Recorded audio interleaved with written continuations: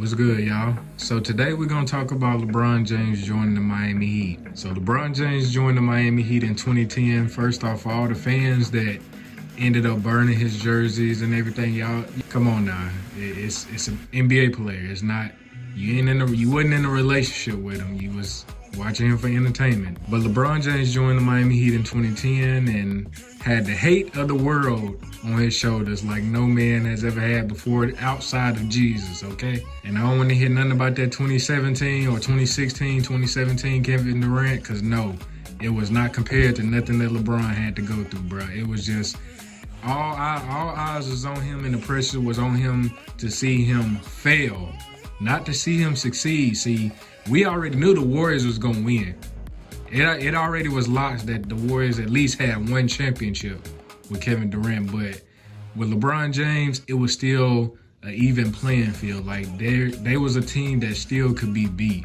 And that's the difference between LeBron James and Kevin Durant joining their teams, bro.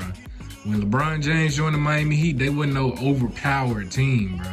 Chris Bosh was not I don't care what nobody say, Chris Bosh was not no superstar. He was an all-star, a star at best.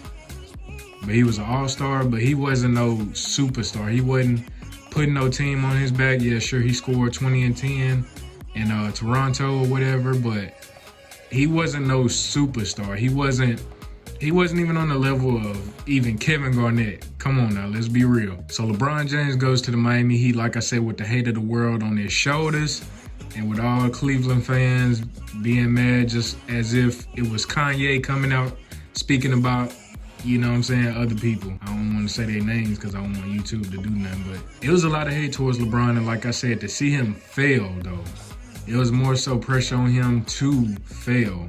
Like, people every round, or like people every game would literally criticize, oh, this is why he couldn't do it in Cleveland. This is why he needed Dwayne Wade. This is why he needed Chris Bosh. It was like, bruh, he could not catch a break, dog. And I ain't trying to be even meat riding him or be on his thing, but like that was literally, I remember being like a youngin' and seeing this all come into play. And it was just like, bruh, all this for somebody who playing basketball, bruh. It really ain't even that deep. Obviously, people felt betrayed by it to the point to where, you know, they was, like I said, burning jerseys and, you know, ripping his posters off the walls as if that was gonna make him go home and cry and change his decision back. And then I don't know if he the GM or the manager, but he was talking all that stuff about LeBron, about how they gonna win before LeBron ever does, which we all knew that was cap at the time, because, I mean, nobody even was ever even thinking about Cleveland until LeBron James came.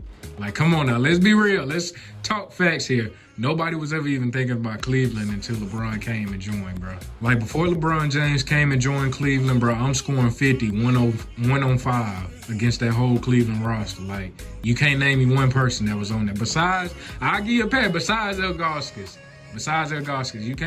You can't name me one person that was on the Cleveland roster before LeBron got to Cleveland. Let me get back on topic, bro. This is about the 2010 Miami Heat. The Miami Heat come in, like I said, with LeBron James, a fresh new LeBron James, but it also had one good year from Dwayne Wade, bro.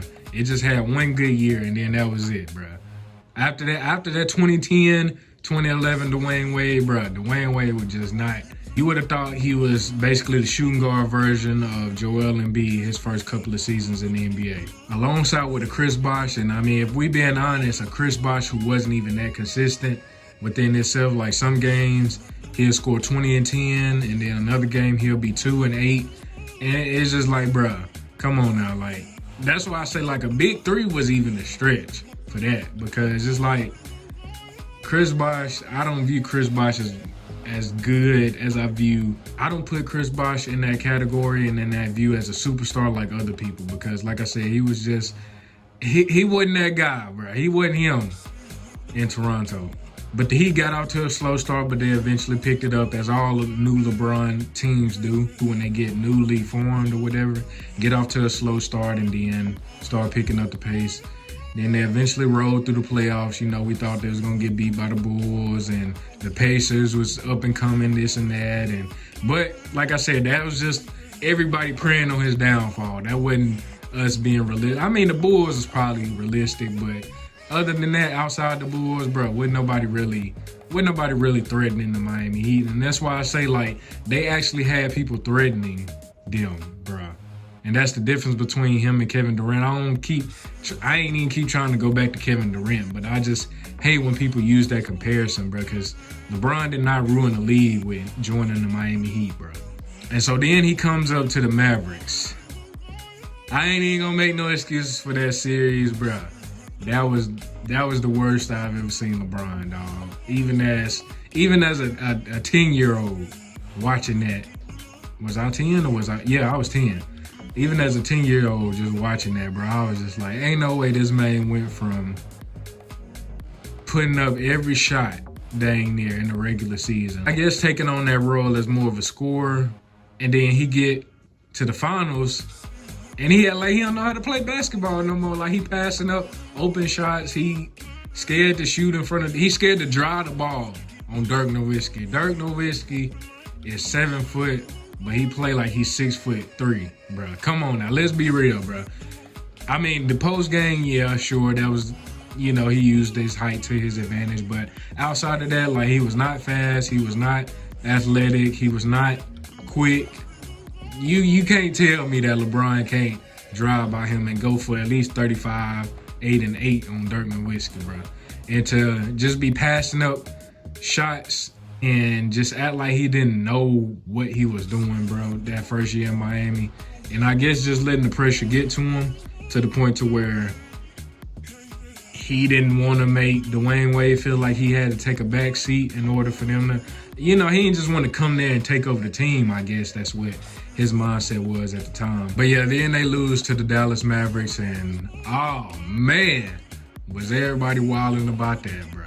I know that was the longest summer of LeBron's, career, and I ain't even trying to make this video going through the 2010-11 season. Like I said, it's just, bro, no way, like I said, that this was comparable to what Kevin Durant did, bro.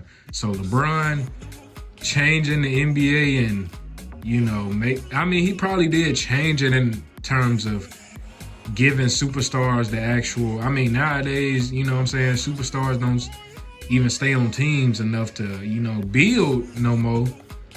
And I think LeBron has something to do with that, but as far as creating super teams and just random, superstars just joining up, first off, it's hard to win like that. Like, you barely, as much as it's been done, it's barely, teams that have done that haven't really accomplished as much as people think. Like, people think automatically why you think Kawhi and Paul George ain't did nothing yet, bro? LeBron James did not ruin the NBA with joining the Miami Heat, and I'm gonna say that to the day that either basketball die or I die, bro, because that is one of the falsest statements, if that's even a word. That's gonna be a word today, but that's one of the falsest statements I've ever heard in terms of basketball. But if you like that video, tell me how you feel about it in the comments below. What y'all think about LeBron joining the 2010 Miami Heat? Do y'all think he changed the NBA? Do y'all think he, changed it a little bit, kind of how I feel? Or do y'all think he just made the NBA worse and just gave these players freedom to just do whatever they want to do, basically, and took the power out the ownership and put it in the hands of the NBA players, which ain't all, like I said, it ain't all bad, but at the same time, it ain't all good, because it's hard for you to even have a favorite team nowadays, because in the next 2 or 3 years, the player might not even be on the team. But y'all let me know how y'all feel down below in the comments, and I'm gonna catch y'all in the next video. I am legend.